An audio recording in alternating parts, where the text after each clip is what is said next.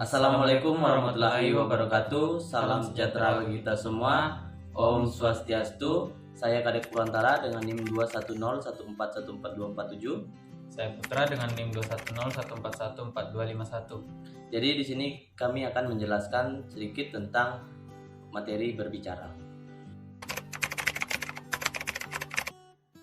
Berbicara ialah kemampuan untuk mengucapkan kata-kata dalam rangka menyampaikan atau menyatakan maksud, ide, gagasan, pikiran, serta perasaan yang disusun dan dikembangkan sesuai dengan kebutuhan penyimak agar apa yang disampaikan dapat dipahami oleh penyimak. Berbicara adalah kemampuan untuk menuturkan bunyi-bunyi berupa artikulasi atau kata-kata yang bertujuan untuk mengekspresikan, menyatakan, serta menyampaikan pikiran, gagasan, dan perasaan dengan baik.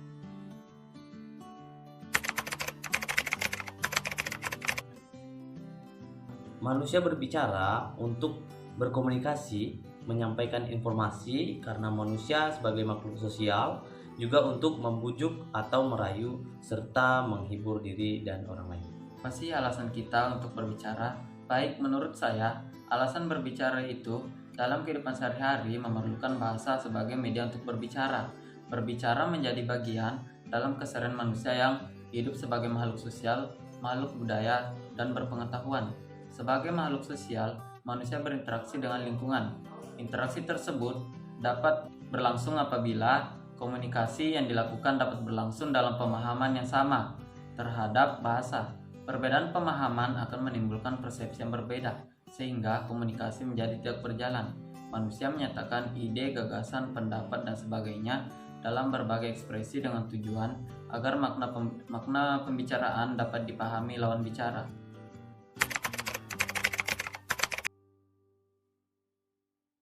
Apa sih tujuan berbicara?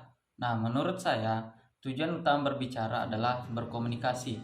Dalam berkomunikasi, pembicara haruslah memahami makna dari segala sesuatu yang akan dikomunikasikannya agar lebih efektif.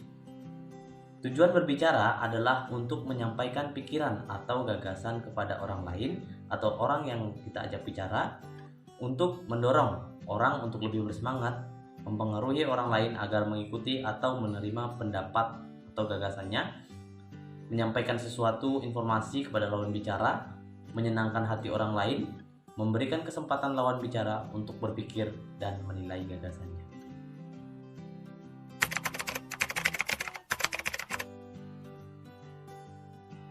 Jenis-jenis berbicara. Jenis-jenis berbicara yang pertama adalah bercerita. Nah, bercerita ini seringkali kita lakukan bersama teman, keluarga, maupun sanak saudara dimanapun kita berada. Nah, seperti yang kita tahu, berbicara adalah menuturkan suatu cerita secara lisan, walaupun bahan cerita bisa berwujud karangan atau karangan tertulis. Kemudian yang kedua adalah debat. Nah, debat ini seringkali kita lakukan ketika diskusi misalnya. Istilah debat tampaknya cukup dikenal di kalangan masyarakat. Debat berarti bertukar pikiran secara terbuka untuk membahas masalah yang masih merupakan pro dan kontra dengan memperhatikan aturan dan tata tertib tertentu. Kemudian yang ketiga adalah diskusi. Istilah diskusi sudah kita tahu bersama. Kita sering diskusi antara diskusi kecil-kecilan, diskusi kelas maupun diskusi yang besar. Diskusi merupakan kegiatan yang dianggap lazim. Diskusi diartikan sebagai pertemuan ilmiah untuk bertukar pikiran mengenai suatu masalah. Kemudian yang keempat adalah wawancara. Wawancara merupakan kegiatan tanya jawab dengan seorang yang diperlukan untuk dimintai keterangan atau pendapatnya mengenai suatu hal untuk dimuat di surat kabar, televisi maupun di radio. Jenis-jenis berbicara. Sejalan dengan tujuan pembicara tersebut, dapat pula kita klasifikasikan berbicara menjadi 5 jenis. Menurut saya, yang pertama yaitu berbicara menghibur, kedua berbicara menginformasikan, yang ketiga berbicara menstimulasi, yang keempat berbicara meyakinkan, dan kelima berbicara menggerakkan. Berbicara menghibur biasanya bersuasana santai, rileks, dan kocak.